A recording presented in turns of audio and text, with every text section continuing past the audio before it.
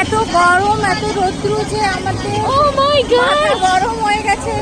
এই দেখো অবস্থা। সবাই আমরা এখানে আখের রস খাচ্ছি, এখানে সবাই। প্রচন্ড রোদ, এখন খালি আছে, এখনই দেবে।